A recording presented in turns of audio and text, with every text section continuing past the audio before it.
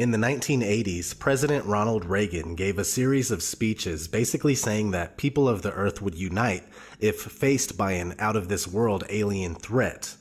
I couldn't help but say to him, just think how easy his task and mine might be in these meetings that we held if suddenly there was a threat to this world from some other species, from another planet, outside in the universe.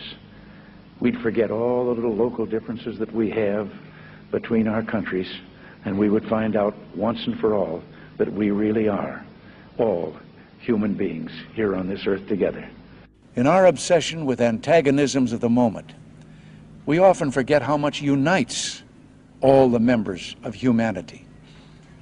Perhaps we need some outside universal threat to make us recognize this common bound. I occasionally think how quickly our differences worldwide would vanish if we were facing an alien threat from outside this world. At the time, nobody knew exactly what he meant, but they thought that he meant well. It wasn't until the 1990s when George H.W. Bush started to push the New World Order to the public that people began to understand the unity that Ronald Reagan spoke about. Out of these troubled times, our fifth objective, a new world order, can emerge. We have before us the opportunity to forge for ourselves and for future generations a new world order. When we are successful, and we will be, we have a real chance at this new world order. It is a big idea, a new world order. Such is a world worthy of our children's future. A world in which there is the very real prospect of a new world order. And that's why I wanted to speak to you today about the new world taking shape around us, about the prospects for a new world order now within our reach. I'll be talking in some detail about the possibility of a new world order, the quest for the new world order. New world order. The new world order really is a tool for addressing a new world of possibilities. It wasn't exactly the kind of unity that would benefit the masses, but the elite, as they would have us united under the control of a one-world government, a one-world religion, a one-world everything. So we have a solid connection between the New World Order and an alien invasion, especially since George H.W. Bush was vice president to Reagan and his successor. It even goes in order: alien invasion, New World Order; alien invasion, New World Order. If suddenly there was a threat to this world from some other species, from another planet, outside in the universe. We have before us the opportunity to forge for ourselves and for future generations a new world order. Perhaps we need some outside universal threat. It is a big idea, a new world order. Let's fast forward to more recent events where we are seeing the alien agenda escalate more than ever. 2014, Bill Clinton talks about aliens on Jimmy Kimmel. Take a quick break. But when we come back, I hope you will indulge me in something, because I want to ask you about your access to the files on the UFOs. Okay? President Clinton is here with us. We'll be right back. President Bill Clinton is here with us. So if I was president, and I won't be, let's be honest, the first thing I would do after putting my hand on that Bible and taking that oath to serve the country is I wouldn't even probably finish the oath. I would run to the White House. I demand to see all the classified files on the UFOs. Because I want to know. I'd want to know what has been going on. Did you do that? Sort of. Sort of. Yeah, we had, I think it was at the beginning of my second term, we had the anniversary of Roswell. You waited that long? I did. Wow. Well, I didn't. And then there's also Area 51. You remember there was a great sci-fi movie where there was an alien kept deep under the ground in Area 51. So first I had people go look at the records on Area 51 to make sure there was no alien down there. And people thought that because everybody who works there has to stop about an hour away and put on special clothing and then drive in and out. And that's because a lot of our stealth technology is made there. We know that now, but there are no aliens there. So then when the Roswell thing came up, I knew we'd get, gazillions of letters. So I had all the Roswell papers reviewed, everything. Well, I think, look, what do we know? We know now we live in an ever-expanding universe. We know that there are billions of stars and planets literally out there, and the universe is getting bigger. We know from our fancy telescopes that just in the last 2 years, more than 20 planets have been identified outside our solar system that seem to be far enough away from their suns and dense enough that they might be able to support some form of life. So it makes it increasingly less likely that they might be able to support some form of life. So it makes it increasingly less likely that we're alone. Oh, you're trying to give me a hint that there are aliens. No, I'm trying to tell you I don't know. Oh, you're trying to give me a hint that there are aliens. No, I'm trying to tell you I don't know. Oh. But if we were visited someday, I wouldn't be surprised. I just hope that it's not like Independence Day. Yeah, right. That it's a conflict. Well, now we have friendly Maybe the only way to unite this incredibly divided world of ours. They're out there. We better think of how all the differences among people on Earth would seem small if we felt threatened by a space invader. That's the whole theory of independence. You're right. Everybody gets together and makes nice and, Perhaps we need some outside universal threat. 2015, Barack Obama talks about aliens on Jimmy Kimmel. This is something I feel like, if I was the president, and it's unlikely that that is ever going to happen. You never know. If I was the president... It was unlikely that I was going to be president. The moment I was inaugurated, my hand would just, it'd still be hot from touching the Bible, and I would immediately race to wherever they have the files about Area 51 and the UFOs, and I go through everything to find out what happened. Right. Did you do that? That's why you will not be president. That's the first thing that you would do. It's at the The top aliens of my won't list. let it happen. You reveal all their secrets.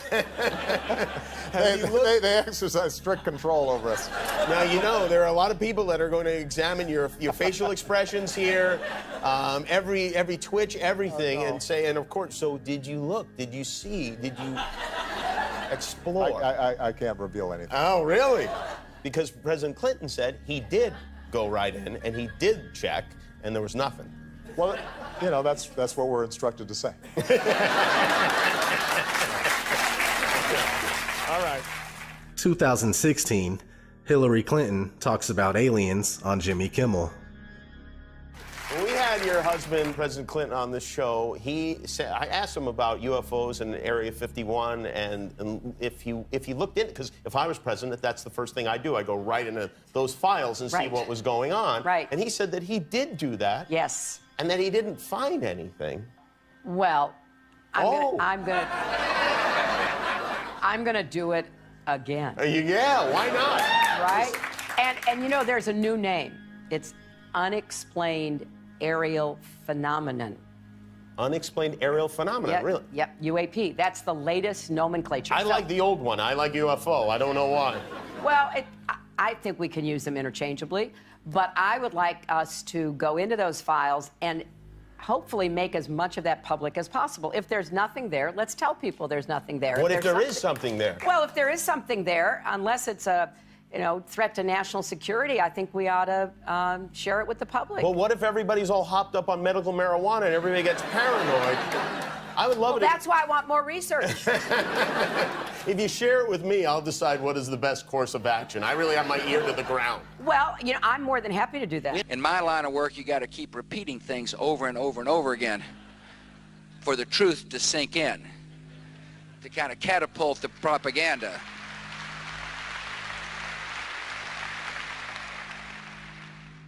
So you see, what used to pass for a tinfoil hat theory is now being pushed by the mainstream and accepted on a wide scale.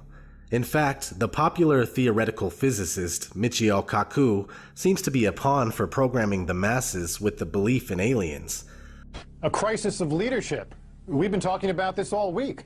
But what if there was some sort of outer space crisis? An alien invasion sounds crazy, perhaps, but then who thought we'd ever see the stock market swing 5% a day all week long? So maybe it's not as far-fetched as it sounds. If aliens invaded, who would step up to lead us in that fight, and could we even win? That's just one of the questions the Discovery Channel's new series, Curiosity, looks at. Joining me now is physics professor Michio Kaku, who is a consultant for the series. Professor, welcome. The biggest question before we get any invasion is, do aliens even exist, and how would we know? Well, the Kepler satellite currently orbiting in outer space has identified about 50 planets that seem very much Earth-like. In fact, every week we discover another Jupiter-sized planet in outer space. Now, to be sure, most of them probably have no more than microbial life, just germs. But a few of them may have intelligent life, perhaps even more advanced than what we have on Earth. Now, so how does this actually work? When Discovery decided they were going to do a show on alien invasions, your phone rings because you're on the sort of speed dial for theoretical physicists who can help them do the war game for how this might play out? Well, believe it or not, we physicists have actually studied the question of what happens if we do encounter a hostile advanced civilization in space. Open your mind to the possibility that one day we will make contact with an intelligent civilization in outer space that could be thousands, millions of years ahead of us in technology. The Kepler satellite has identified 2,000 planets orbiting other star systems. So tonight, when you look at the night sky, realize that somebody could be looking back at you. Now, if there is a life form out there, they could be literally millions of years ahead of us. The universe is 13.7 billion years old, so a million years is nothing compared to the age of the universe. I mean, we have nothing to offer them. Are we going to get answers in our lifetime about this? Well, next we're going to focus our radio telescope to see whether we can eavesdrop on their I Love Lucy. Maybe they too have, you know, Leave It to Beaver and TV shows like that. So we're going to focus our radio efforts now on this star to see whether there's any regular radio emissions from that planet. Oh, it's so exciting. Michio, thank you so much for joining us. Yeah, my pleasure. The big question of, do you think there's intelligent life elsewhere out there? Do you think there is? And if there is, do you think it's visited us before? Well, the big question is there intelligent life on the Earth? And I think not, by looking at the presidential debates.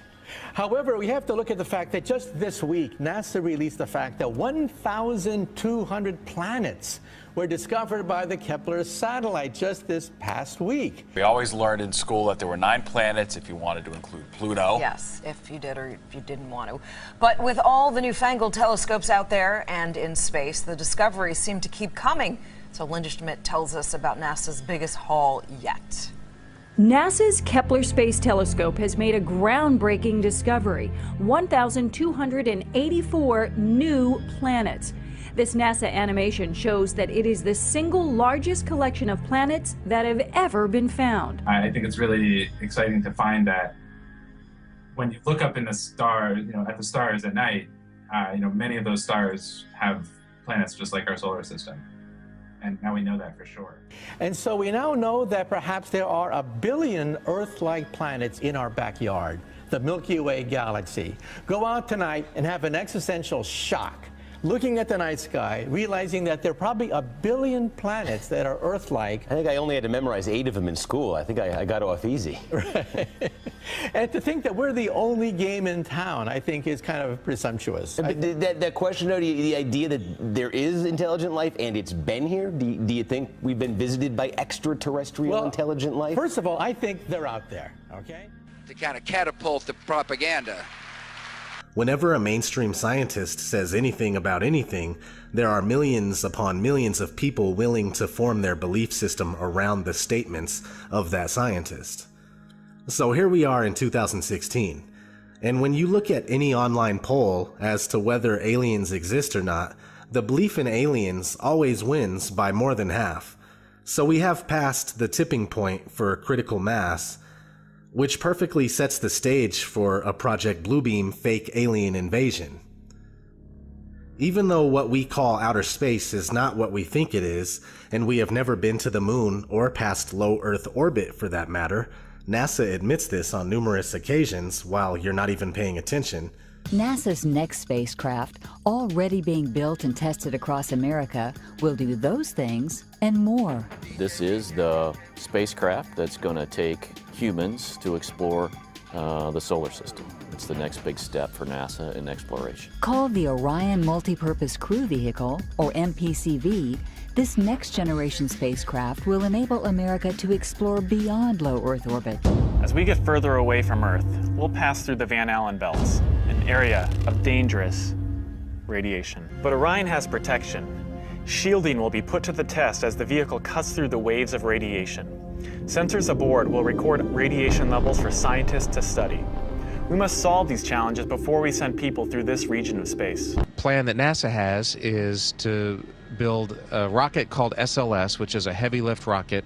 It's something that is much bigger than what we have today, and it will be able to launch the Orion capsule with humans on board, as well as landers or other components to destinations beyond Earth orbit. Right now, we only can fly in Earth orbit. That's the farthest that we can go. And this new system that we're building is going to allow us to go beyond and hopefully take humans into the solar system to explore. So the moon, Mars, asteroids, there's a lot of destinations that we could go to, and we're building these building block components in order to allow us to do that eventually.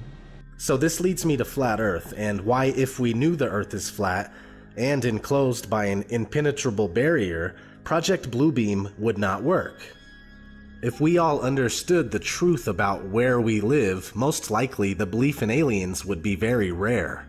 But since they lie to us and would have us believe that there are billions of galaxies and billions of other planets, the belief in intelligent extraterrestrial life becomes the norm. Not only that though, outer space and alien programming have been underway for quite some time. From a trip to the moon in 1901 to 10 Cloverfield Lane in 2016. The Tavistock Institute and Hollywood have been hard at work trying to introduce the masses to new ideas and manufacture our opinions. They've done a great job. We went from knowing that aliens don't exist to believing in aliens 100% without a shred of evidence.